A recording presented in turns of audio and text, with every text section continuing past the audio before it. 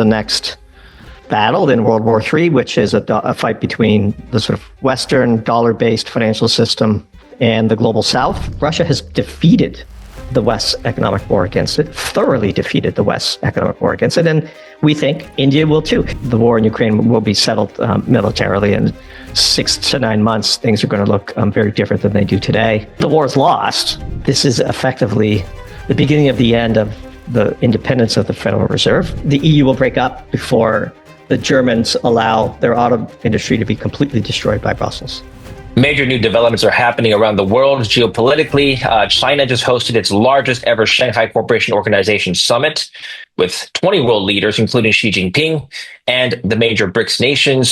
Xi Jinping unveiled the Global Governance Initiative as a direct challenge to Western leadership. Meanwhile, Norway's coalition government broke up over EU energy policies, with next week's election potentially becoming a referendum on energy sovereignty. We'll talk about how these issues will affect not just energy markets, but global markets overall. Doomberg is our guest today. He is the head writer of the Doomberg Substack. And as you can see, I'm not wearing a suit, and that's because I am on vacation right now. But I'm happy to be joined by Doomberg, even when I'm currently out of the office. Welcome back to the show, Doomberg. Good to see you. David, great to see you, my friend. So Xi Jinping skipped the BRICS summit in July, but at the same time, he sent his premier to attend. Now, last week, he hosted basically his own version of the BRICS summit, 20 world leaders in Shanghai for the Shanghai Cooperation Organization. So what do you make of the fact that he skipped BRICS, but basically hosted his own? Yeah, I wouldn't read too much into him skipping the BRICS summit, although this Shanghai Cooperation Organization meeting was indeed historic. And I think you framed it quite well in that it is a direct challenge to the rules-based international order, as the sort of G7 countries would characterize it. Ultimately, we think it's just the next battle in World War III, which is a fight between the sort of Western dollar-based financial system and the global South. And it wasn't just the SCO meeting. I think you also have to take into context the parade that came right on the heels of that meeting.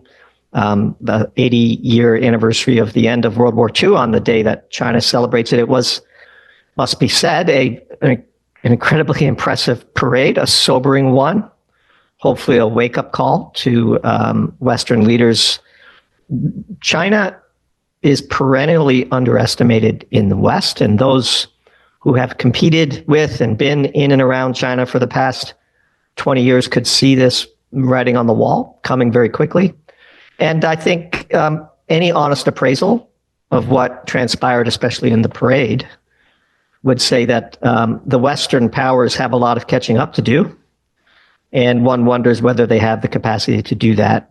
Not only did a new global governance framework be announced at the SCO by Xi Jinping, as you correctly stated, also, what appears to be an alternative to the World Bank is being developed. And what we're seeing is a bifurcation of the world between US, Britain, Europe, Canada, Australia, Japan, South Korea, for now, those two countries, and the 7 billion people that make up the global South. And I think anybody who denies what was on display kind of has their head in the sand, David. It was a truly historic week, a sobering one, and one that will have reverberating consequences for decades to come. How much is the energy sector in Russia going to be of importance relative to this bloc? In other words, will we see, going back to your bifurcation point, will we see shale producers from the US and potentially even OPEC facing even more pressure as potentially the East moves away from the OPEC region and US shale producers towards Russia more in the future? Is that possible? Yeah, major announcement at the SCO, which is the binding legal agreement to build the Power of Siberia 2, which effectively diverts natural gas that used to flow to Europe permanently to China through Mongolia. This is a project long on the drawing board. Some wondered whether it would not get done at all. Russia's energy is critical for that bloc, but it is not alone. Iran is now a BRICS member. Brazil, of course, the B in BRICS, is quickly becoming an energy superpower as well. It's oil production exceeding 4 million barrels a day. And so the big earthquake going into and coming out of that conference, we think, is that the West has lost India. And the upcoming Doomberg Pro Talk for September is called Losing India, the geopolitical and energy consequences of a unified BRICS. I think Trump is getting very bad advice on sanctions and tariffs. Tariffs are an effective tool on the economic front for the U.S. to use against countries where the U.S. has military bases. If you notice, all of the deals have been cut with countries over which the U.S. effectively has escalation dominance. As a tool of geopolitical force against the BRICS countries, it's backfiring. And they could sanction Russia as much as they want. It just doesn't work. We've been ringing this bell since April of 2022. So it's a bipartisan indictment on our part. Biden was catastrophically wrong to do it. And Trump is even more so because he has less of an excuse. He has Biden's history to look up to realize that this isn't going to work. And so it's no coincidence to us that the heaviest tariffs are against Brazil and India. This is a war against BRICS. And India has decided to call Trump's bluff, to absorb the tariffs, to get even closer to Russia. As you probably know, India has a longstanding relationship with Russia. It buys many of its weapons from Russia. And India maintains that the Biden administration secretly asked them to buy Russian oil to minimize disruptions on the global oil markets in the aftermath of the outbreak of the war in Ukraine. And so the whiplash of American foreign policy that India is going through, and again, the insults coming from certain Trump administration officials towards Modi in India are not going to have the effect that they think they do. And we think the most important moment of the SCO was when Putin and Modi got into the limousine together. And reports say they spent as much as 50 minutes talking in the car. And you might wonder why they get in these limos. Well, they're extraordinarily protected from an eavesdropping perspective. And it allows world leaders, like when Putin was in Alaska, getting in with Trump, to speak openly with the assurance that, foreign intelligence agencies aren't listening in. Well, what do you think they talked about? I mean, nobody knows. Let's speculate here. What could be on the agenda? I think if India is going to cut its ties with the U.S., it could probably learn a thing or two for how Russia absorbed those blows, for one. And I also suspect that Putin may have been mediating between China and India because they have longstanding border disputes that are a result of predominantly, although not entirely, of the manner in which, India was granted its independence from the British and the sloppy way in which certain borders were drawn. And to the extent that Putin can mediate between Modi and Xi Jinping, this is in Russia's significant interest, of course, because that bloc of Russia, China, India, North Korea is pretty powerful, both economically, population-wise, and militarily, especially Russia, China, North Korea, and Iran, as we've seen in the past few months. And so if you actually watch the military parade, it was quite impressive and frankly, downright scary. The stock markets don't seem to be worried about the prospect of an escalation of tariffs. So I'll ask you my next question, which is whether or not we will see an escalation of tariffs. As you alluded to earlier, India got tariffed by the order of 50% by the U.S. after buying Russian oil as punishment. And so my question is, if more countries start buying Russian oil, will Trump escalate the tariffs? And then we'll see retaliation, and then we're back to Liberation Day 2.0. Look, access to the U.S. market is important to many countries. The U.S. was India's largest export destination, for example. Some 19 or 20% of its exports went to the U.S. But it's not existential. It is not worth your sovereignty. And if you read the Indian papers, the propaganda coming out of India is wildly anti-Trump, wildly anti-American. And I think this is a seismic shift.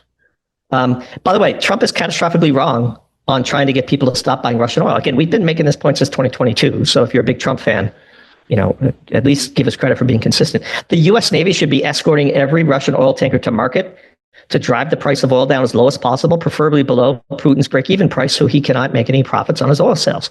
Sanctioning Russian oil is only going to cause global oil prices to skyrocket, which is only going to have Russia make higher profits on the oil that does get to the market. This is an insane policy. it's backwards. It doesn't work. And nobody's going to listen to him. So ultimately, there's only so much you can do with tariffs and sanctions. Russia has defeated the West's economic war against it, thoroughly defeated the West's economic war against it. And we think India will too. Whatever India loses, China, Russia will just pick up the slack. That's a very powerful bloc. 7 billion people. And by the way, it's not like the things that India sends us we don't need. Do we want pharmaceuticals? For example. So look, it is a significant, game-changing bifurcation of the world that has been accelerated by Trump overestimating his hand. Trump always assumes he has escalation dominance in any negotiation, even when he doesn't. And this is a flaw of his. I give him full credit for other aspects of his policy, but in this case, he's just dead wrong, and we have to call it like we see it. Perhaps we'll see a little more stability on the war front in the East, fewer skirmishes between India and China, perhaps. Yeah, I think Putin was probably trying to get a grand settlement between the two, because that would pave the way for an enormous amount of collaboration, and it would cement the unity of BRICS. And by the way, I mean, I don't want to, I'm no expert in the area, but it seems to be quite a solvable problem. These areas have been decades under dispute, and a few compromises on both sides that they could sell to their respective populations would seem in order. The real question now is sort of Pakistan, India. We note with interest that Pakistan was there too. And so I know there's a lot of hard feelings in India about the way Trump has been claiming credit for the ceasefire.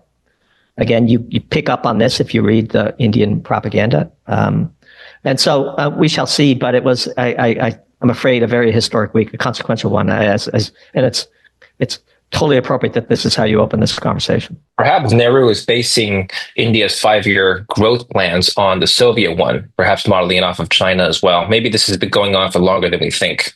You have any thoughts on that? Yeah, well, I think Modi had high hopes for Trump 2.0. He was one of the first global leaders to visit Trump. But I just think the tariffs and the way in which the war between India and Pakistan was resolved have left a very bitter pill with Modi. And they're specifically applying tariffs against products that are really important to Modi's political base, for example. So it's impossible for Modi not to believe that he is getting specific targeted treatment, by the Trump administration, and he's already called their bluff. A couple of points of GDP, a point and a half of GDP, which is what I believe the totality of India's exports to the U.S. is worth to that country, is not going to cause a country to sacrifice its sovereignty. And India, given its history and how hard it fought to get that sovereignty, is not about to give it up, regardless of who is demanding it. And so I just think it's a catastrophic error, and one that is just really amazing to watch happen in real time. Let's shift gears now and talk about oil itself. Tremendous volatility in June. This was when the Iran-Israel situation escalated, and then the U.S. directly bombed Iranian nuclear sites. The price didn't stay high for very long. I'll let you just comment on what happened that particular week, and then we can look forward. Yeah, I think that big red bar that you see after the tensions arose, that's when the market figured out that the U.S. bombing of Iran's nuclear facilities was mostly theater, and that we have some pretty controversial views on that war. But ultimately, Iran showed itself quite capable of penetrating Israeli air defense systems with powerful missiles. And so the oil market called this correctly from really the beginning. And oil traders, of course, who have all manner of tools and capabilities that well exceed ours, were counting the tankers that were leaving and seeing very little in the way of disruption and a very little chance that all-important strait would be closed. And so I think the moment news of the quote-unquote strike broke on a Saturday night, we call it the Saturday Night Live strike, which is the deadest of dead zones on television. Like you could tell that Trump just wanted to get this over with and claim some kind of a face-saving tactical victory and move on. And the oil markets nailed it. I mean, they opened that Sunday kind of a sucker bet, getting everybody in thinking that the strike was real, and oil jumped a little bit, and then it just faded all the way. back down to basically pre-war levels, as you can see on that chart there. So the oil markets right now are not pricing in significant geopolitical risk. Our equilibrium price for oil is around $56 a barrel. It's 63, 64 on your screen right now. That's not much in the way of geopolitical risk. Well, do you agree with the way markets are pricing in risk? Yeah, I think so. I think Trump's sanctions threats against Russian oil are a bluff that are going to be called. And so if there was a world where the millions of barrels a day that Russia puts onto the export markets were truly in jeopardy, you wouldn't see oil down here. And you certainly wouldn't see Brent where it is. Because in a world where oil explodes, we think Trump will limit exports and West Texas Intermediate WTI might actually go down because of an inability to export that grade. And so, when we look across our market indicators, we have a few sort of pair trades that we look at for stress, and they're all screaming well-supplied physical markets with very minimal geopolitical risk today. I heard the opinion that oil has a potential 100% upside from here due to the fact that the demand for oil will continue to exceed supply output, and the refining capabilities of the U.S. are not going to be up to par to what it needs to be in order to meet this demand. And even if shale production increases under Trump, the U.S. doesn't have the refining capability. And so there's going to be this continued crunch. The illusion of U.S. oil and energy independence is just that, an illusion. What's your view on that? I just think that's dead wrong. As you know. So first of all, if we have an inability to refine oil, oil gets cheaper and refined products get more expensive because oil can't be refined, sits around. Oil is worthless until it gets to a refinery. So in a world where the world lost its ability to refine oil, the price of crude would go down and the price of gasoline and jet fuel and diesel would go way up. There's an enormous amount of oil all over the world. And there's engines switching to NGLs and natural gas. And the price of NGLs and especially natural gas in North America is a drag on the price of crude oil. Plus, everywhere we look, we're seeing an enormous amount of supply coming back online. OPEC getting back up to historical levels. Guyana, which had a really important underreported election earlier this week. The incumbent president was elected overwhelmingly to a second term, which it bodes well for the supply of oil. Argentina and the Vaca Muerta shale is beginning to reach its bend in the exponential in the growth. And all of this noise about Venezuela has the potential to unlock 3 to 4 million barrels a day of oil too over the next decade if the U.S. executes a color revolution / regime change control, regime change operation. In Venezuela. If Venezuela used to produce 4.5 million barrels a day, it produces just about 1 now. It has the largest hydrocarbon resource base in the world. It's roughly on par with what Canada has, and it should be producing what Canada does. And Canada produces 5.5 million barrels a day of oil and a huge amount of natural gas. And we wrote a piece on all this called Blooming Flower. Once you have the super majors assembling in an area, that tends to be an anchor from which growth comes in various different spokes. And Venezuela is a huge prize. It's no coincidence to us that a U.S. Navy Armada is assembling. The cover story, of course, is that this is all about the drug cartels. The drug cartels are heavily involved in the oil trade in Mexico and Venezuela. So there's a lot of overlap between an anti-drug cartel war and a war over oil and gas. Yeah, and I read the news. The U.S. just scuttled a Venezuelan drug boat recently this week, and there was uproar over that. I want to shift gears now and talk about Ukraine, Russia. Prior to the summit in China, the Shanghai Cooperation Organization, prior to that, we had the Zelensky meeting with Trump, and then before that, Putin meeting with Trump. Again, the oil markets not moving too much on either of these summits, perhaps not pricing in much change immediately in regards to the Ukraine war. What do you think is happening on that front? Look, as we're talking, yet another summit of the Coalition of the Willing in Paris was going on today. And we seem to be right back at square one. Europeans demanding that they're going to be able to put their soldiers into Ukraine. Russia, of course, the whole point of the war in Ukraine from Russia's perspective was to prevent NATO and Ukraine marrying up, and the presence of troops from NATO countries will be treated as belligerents and heavily targeted by Russians. This war will be ended militarily. Zelensky and Putin are too far apart, and no amount of cajoling or exaggerating about how close things are by Trump and their team is going to close that gap. If Europe wants to fight the Russians, I suppose they can do so. Trump should let them and should not actually get the U.S. involved in such a war. But the Russians have made very clear what their demands are. And ultimately, when two sides are so far apart, the resolution will come from raw power. And so there will be a military solution to this war, is our view. It doesn't look like it will go very well for NATO or Ukraine. We believe the war is lost. Losing wars is hard, as we're seeing. There's a huge amount of denial. I would characterize the position of the sort of European elite, and we could talk about them, the Macrons and the Starmers and the von der Leyens, as delusional. And if you look at their popularity ratings and the stability of their governments, how many of them are going to be on the scene anytime soon, for much longer? I saw that Macron's approval rating is down to 15%. The government is about to have a vote of confidence on the budget on Monday. That looks likely to fail. That will likely trigger new elections. Starmer, wildly unpopular. Many serious analysts now wondering whether Britain is on the brink of a civil war. Starmer, I believe, is the least popular prime minister in the history of Britain.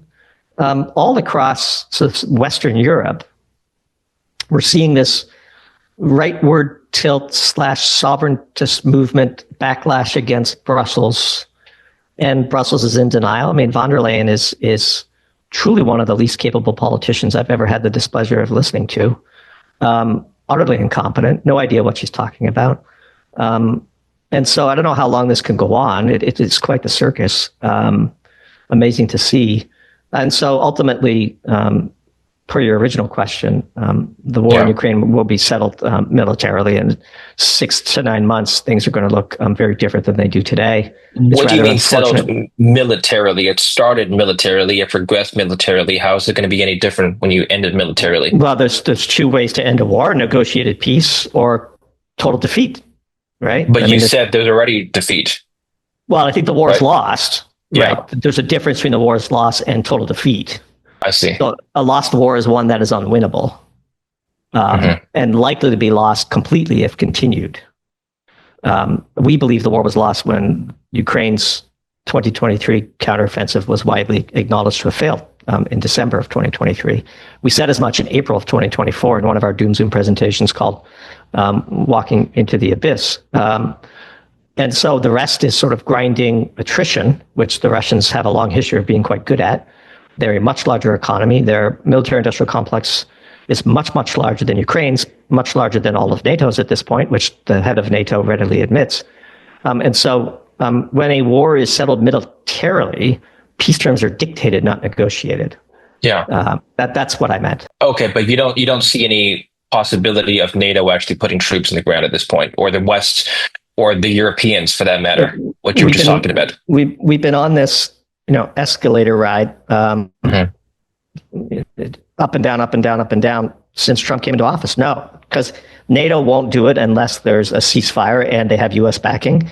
The Russians have outright rejected such talk, and the U.S. is unwilling to meaningfully backstop other countries sending troops into a hot war. And so, no, it's the point of all of this coalition of willing is to disrupt the peace process, to disrupt the rapprochement between the U.S. and Russia. And frankly, for whatever reason, Trump has allowed them to do that. He's getting very bad advice on this and also on tariffs and sanctions, in our view. Yeah, it's September. Trump did not end the war in Ukraine on day one, like you said he would. But I think people have forgotten about that. But Hillary Clinton didn't forget about that. In fact, she recently said that she would nominate Trump for the Nobel Peace Prize if he ends the war in Ukraine without seceding territory to Russia. I'm not sure if she's mocking him at this point. But anyway, what's the likelihood of this happening? Well, less than zero. Okay. I mean, does this imply that if Russia keeps Crimea, for example, then Trump would be undeserving of the Nobel Peace Prize? Zelensky is still talking as though Ukraine is going to reoccupy Crimea, David, which the Russians have been, calling their own since 2014 and have had 11 years to fortify. Like, in what universe is that even plausible? When I say delusional, this is what I mean. Like, in what universe is Ukraine going to reoccupy Crimea? I note with interest that Trump's envoy, Steve Witkoff, has said as much. This is delusion. Now, if you see a leadership change in Ukraine or significant, further breakthroughs on the battlefield that cause real panic in the West, things could change. But what we're seeing right now, it's like Groundhog Day. Look, Macron is at a podium talking about sending French troops into Ukraine so long as there's a ceasefire and the U.S. backs them. Like, this has been rejected by all parties for months, and yet they keep saying the same thing over and over again, expecting a different result. And so the Russians will view all of this as unserious and continue with what the Russians do, march from east to west with a grinding war of attrition. So to what extent is the Ukraine front still relevant for the oil markets at this point? Not really all that relevant. It's super relevant for Hungary and Slovakia, I suppose, because of the attacks on the oil pipelines. But from a global perspective, that's not really all that important. The molecules have been rerouted, and they will continue to flow. If the things were any different, we'd see a wildly different chart than the one you showed earlier in the oil space. Yeah.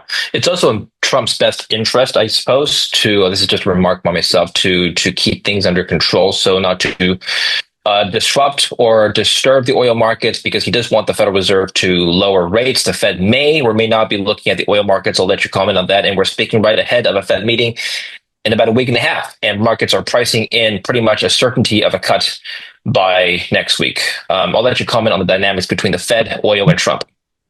Yeah, oil is certainly an input into the Fed's traditional models, although I don't think that's what's driving the decision-making at the moment. It is a raw political power struggle between the administration and the Federal Reserve.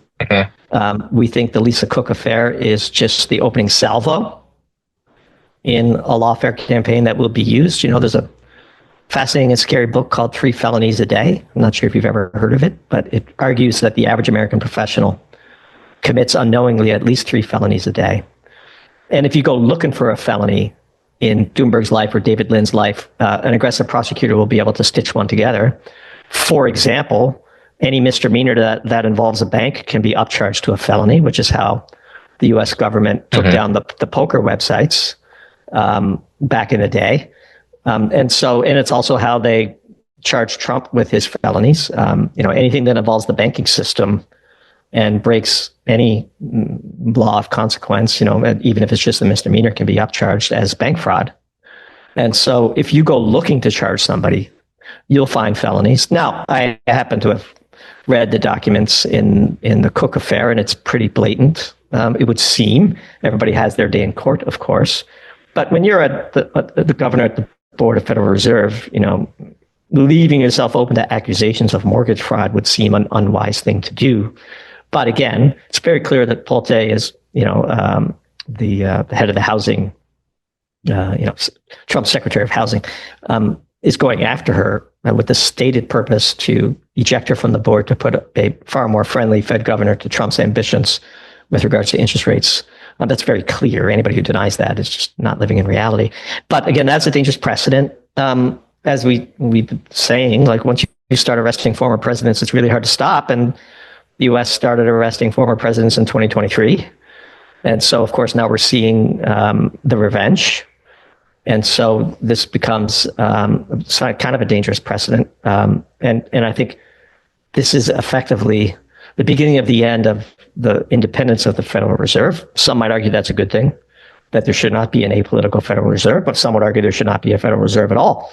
And certainly not one that's out of reach from sort of executive oversight. So we shall see. It is fascinating times. Trump is unique. I saw a tweet, I wish I could attribute it, made me chuckle. 300 years from now, Trump will be viewed as a mythical figure that nobody believed actually existed. He's just such a different political animal that it is kind of amazing and difficult to chronicle him in real time as a content creator. Okay, well, on the Fed, if they do go ahead with what the markets are anticipating, which is the Fed cuts, the first cut by September, perhaps even another one by the end of the year, what's going to happen to U.S. Money supply, the global liquidity system? Markets, by markets, I mean gold, Bitcoin, stock market indices are already pricing in a dramatic increase in liquidity, which is why all-time highs we're seeing this week for gold, I suppose. Now, can we just comment on that front and whether or not the markets are pricing in a correct assumption here, which is that the economy will continue chugging along just fine? Yeah, I think it's a risk-on moment for sure. I think the market might also be pricing in that once Trump gets his grip on the Fed, yield curve control can't be that far behind. I do think gold is also pricing in a unified BRICS in a world where a unified BRICS succeeds in escaping the Western-based dollar system. Gold is going to have to play a critical role in the neutral reserve assets used for the settlement of imbalances in international trade. And so I think we're seeing a lot of signs for the market of, if Trump is going to execute, he needs the Fed to control the long bond until growth materializes. I think that's Trump's grand gambit, which is make America great again. Yes, we have to print our way through the friction of the transition, but once we get to the other side, we'll outgrow it, which is what Bassett has been saying on CNBC. And I think markets would be wise to price in that the president is likely to achieve his objectives. Okay. Moving on to Norway, you recently wrote a piece, and I'll just share this on my screen here. You recently wrote a piece about Norway and the significance of Norway for the global energy markets here. I'll just put this on the screen. This is from your Substack. Drowning swimmers while Norway risks going down with Europe's sinking energy ship. So I'll let you explain what that means. With the 1959 discovery of the giant Groningen natural gas fields in the Netherlands, interest in the hydrocarbon potential of the North Sea rose dramatically. Experts had previously doubted the prospect, but suddenly a rush for resources was on. Now, recent election in Norway, what does this have to do with the global energy supply? I'll let you comment on this.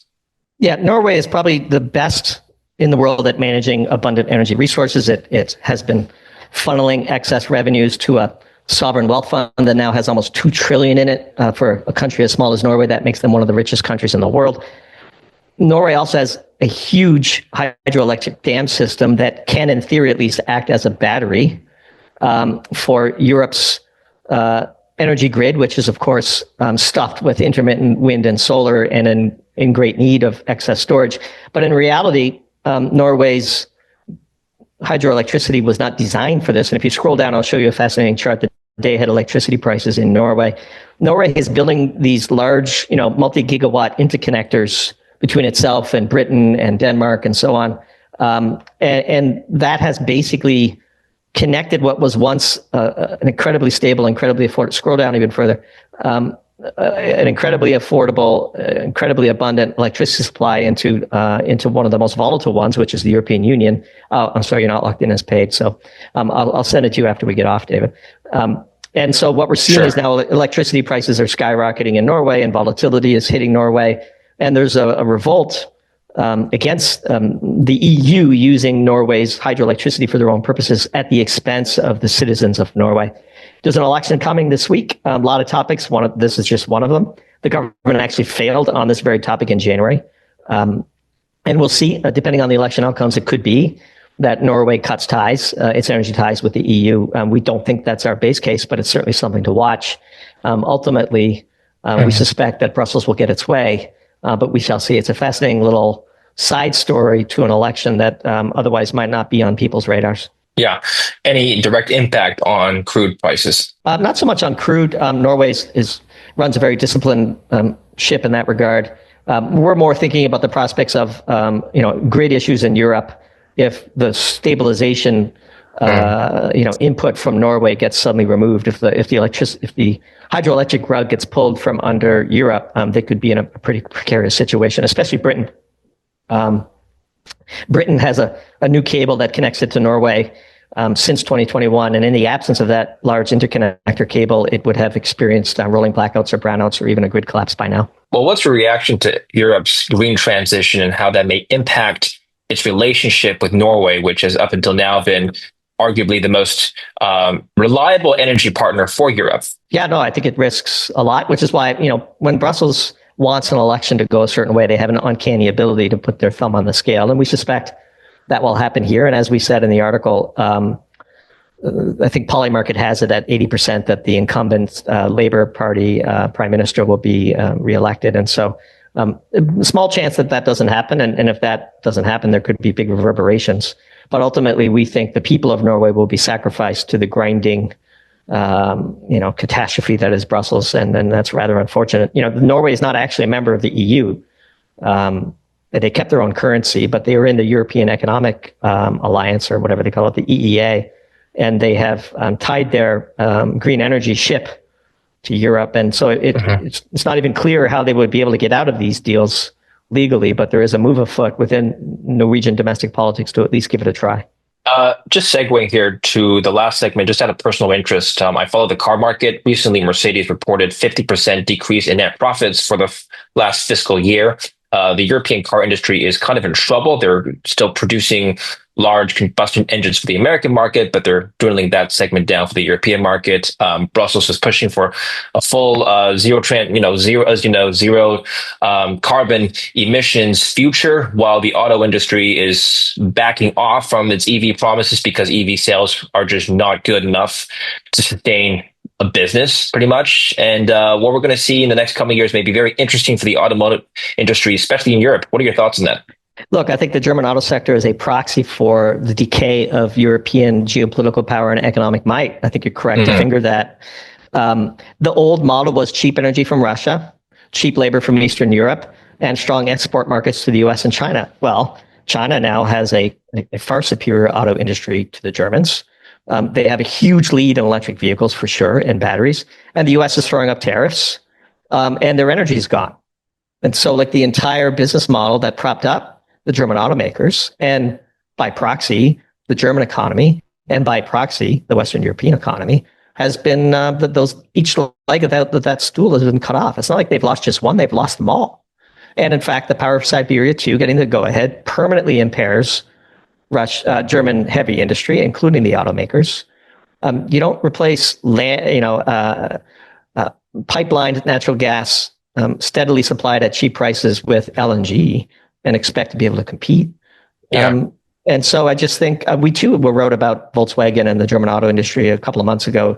It is a huge canary in the coal mine for the decline of Western Europe as a power. And so we expect significant pain ahead, not just for the Germans, but none of the big automakers, Japanese, Korean, American, European, are capitalized to only compete domestically. And China, BYD, and all of the other domestic automakers are just producing vehicles on a scale for a cost that is just unbelievable. But they're tariffed to the moon, though, right? And so they can't be, used in Europe and the US. Sure, but I mean, the global South, 7 billion people. I mean, there's only, again, tariffs. General Motors is not capitalized to only compete in the US, right? And so neither is Volkswagen, neither is yes. And so if the cheap, really beautiful, plug-in hybrid electric vehicles that China's cranking out for $10,000, $12,000, if they roll up Brazil, Indonesia, India, all the big players, what's going to be left for the big automakers except for their home markets? Well, what is the future of the car going to look like in 10, 15 years, if assuming the zero emissions targets are still maintained by governments, but at the same time, automakers are backing away from EV-only sales models because EV sales are down? What does that mean for what the car will look like in 10, 15 years? I think a car will look like it currently does in 10 to 15 years. Not much will change, but I do think the growth is going to go to the Chinese automakers. And the car makers would just absorb, I guess, they'll go bans bankrupt or sure. bankrupt, or maybe like fines, and then they'll pass the rising cost to consumers. Well, I mean, the US and the Germans are not going to put their automakers out of business in the name of net zero. We're already seeing a backtracking on that.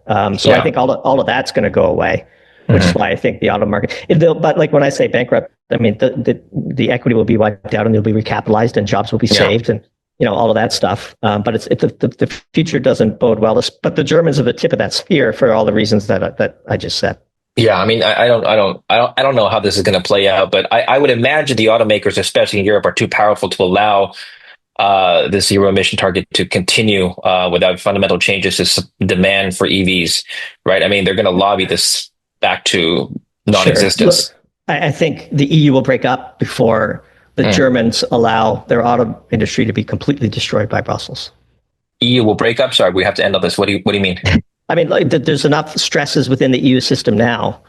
Like, if Brussels is demanding that Germany essentially end its auto industry, one wonders whether the political revolt in Germany might lead to a new government that decides that it wants to get out of the EU. We're already seeing Hungary, Slovakia at the periphery, French debt crisis burgeoning. There's a lot of stress right now within the EU system. We'll see. Excellent. Thank you very much, Doomberg. Appreciate your thoughts as always. What are you working on right now? The Doomberg Substack. Give us a teaser. Tell us where we can find you. And look, you can find everything at Doomberg.com. But I remember once watching a beautiful video of you playing the piano, which tells me that you are a man of class and sophistication. And I wanted to plug something a little different. One of the Doomberg co-founders and the editor-in-chief has started her own passion project on Substack called Classics Read Aloud. You can imagine from the title what that means. classicsreadaloud.substack.com. Check it out. She just launched this week. It's really, really great stuff, produced with Doomberg quality and Doomberg passion. But this is clearly, one of her strong passions in life, the old classics, short stories, novels, novellas. A little different than what we do, of course, but just shows you the breadth and depth of the Doomberg team. classicsreadaloud.substack.com. David, check it out. Is this it? That's it. Wow. What kind of stories can we expect here? You have to click and find out. She just launched her first one. She's got another one coming out on Friday. I think she's going to do a Monday, Friday, Wednesday. They're about 40 minutes. There you go. Good for you. Thank you, sir. Anyway, it was great, David. Great to talk to you again. Doomberg.com for all of our energy stuff. And looking forward to coming back on later. Yeah, we'll see you soon. Thank you very much, Doomberg, and thank you for watching. Don't forget to follow Doomberg and Classics Read Aloud. Links down below. We'll see you next time. Take care.